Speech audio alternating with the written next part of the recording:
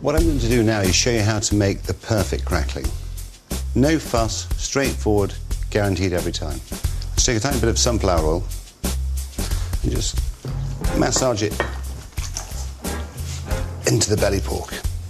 You could use clarified butter if you wanted. Without the oil, the crackling is never as golden, it's never as crispy. Table salt, just season evenly. Not too much salt.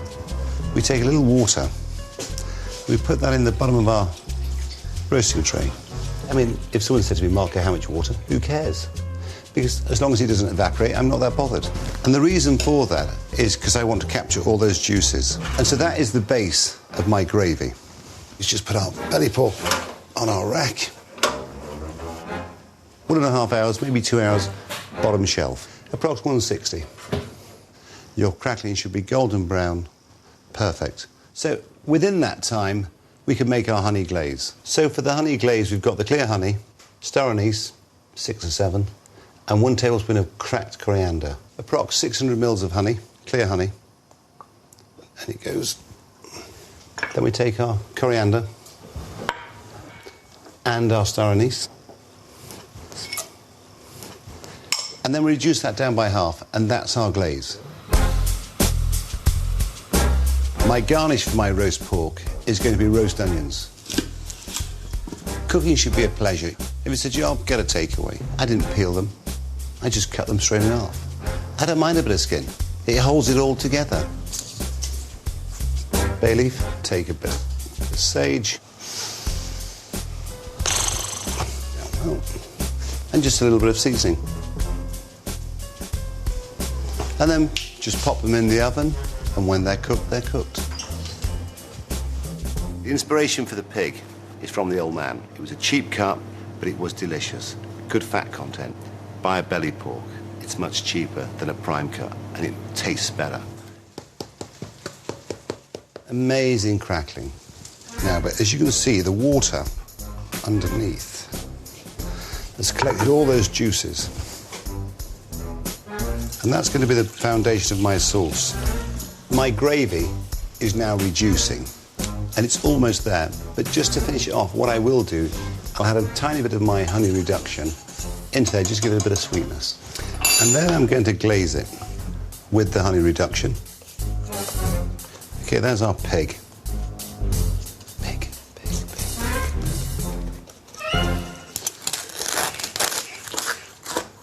And I like big chunks. I don't like sort of thin slices.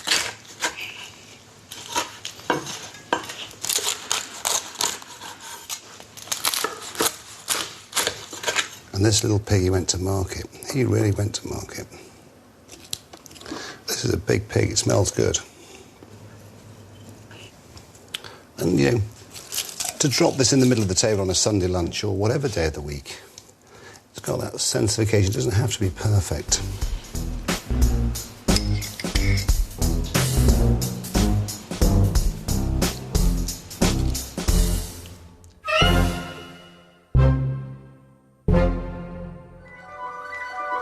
Coming up, Marco needs one final main course to go with rabbit and pork. Nice fish. As he prepares to put his dishes to the test. Where's the strength of taste in this? Beautiful. It's really good. You know, you expect more.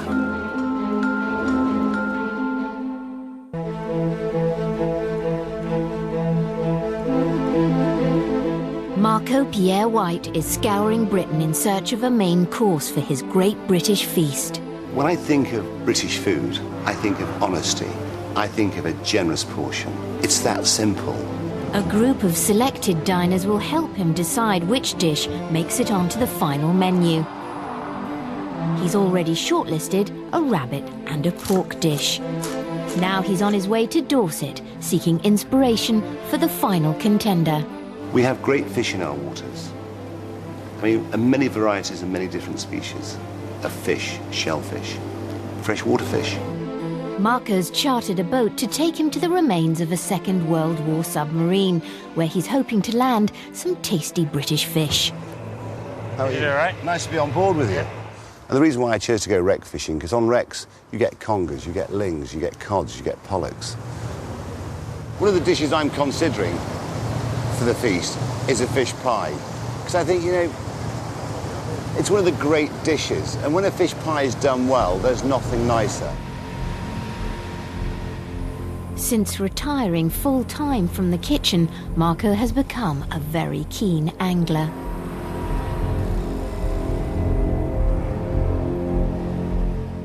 Well, there's a lot of fish down there, isn't there?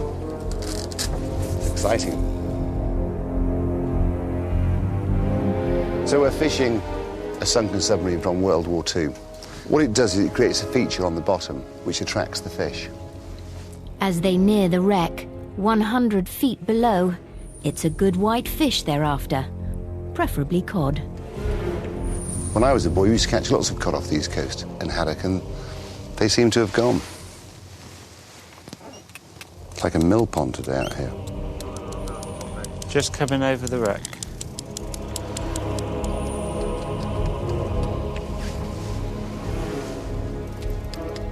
Within minutes, Marco has his first strike. Feels like 2 portions. It's not a cod, but it's just as good for a fish pie. Nice pollock. It's good fish, isn't it? Fish, Marco? I reckon that's about 4 portions, actually. Nice fish, isn't it? Very happy with that, aren't we? Despite not landing any cod, there are plenty more fish in the sea. Only a small one. And before returning to shore, Marco wants to prove just how good a fisherman he is. He wants to land the biggest monster in the sea, the elusive conger eel.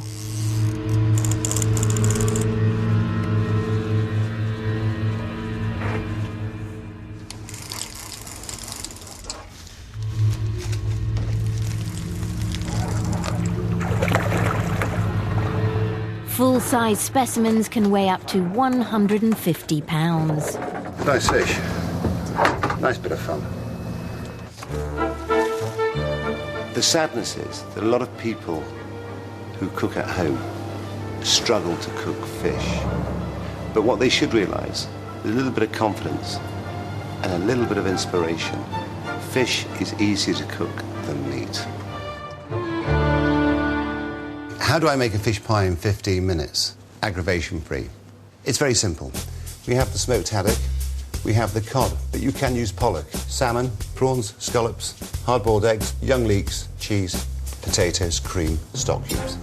You can get very good frozen shrimp, shell off. Take off their tails, take out the entrails, pull and twist, as you can see. I always use scallops in the shell, and you can get these in the supermarket as well. Just release the scallop from its muscle. Just pop it out. Take that big coral off. So we just blanch them for approximately 30 seconds. See, can you see them applauding me? So we've just blanched them to allow us to take the flesh out of the shell. What I do is I press in, and then just pinching the base of the tail, comes out whole. A fish pie should be on every pub menu in Britain. Families should have a fish pie once a month in Britain. Great way of introducing children to eating fish. Here's our pie dish. We like a big pie. Any white fish will do. And cut them into quite large chunks. Shrimps. Scallops, quite chunky. Smoked haddock, because it flavours the fish pie. Salmon. But you know, there's no rules. Whatever fish you can get, whatever fish you like, put in your pie. You can see it's stacked with fish. Well, I'd say that's a pie for 4, or mum and dad and 3 kids. So we'll take approximately 400 mils of double cream and a fish cube. I've always used stock cubes as a seasoning, not for making stock with. As you can see, it's just starting to coat the back of a spoon. And then what we do is we just pour it over our fish. We take our eggs, young leeks, blanch them for about 3 minutes, and just sprinkle them on. And then to finish off, some cheddar cheese.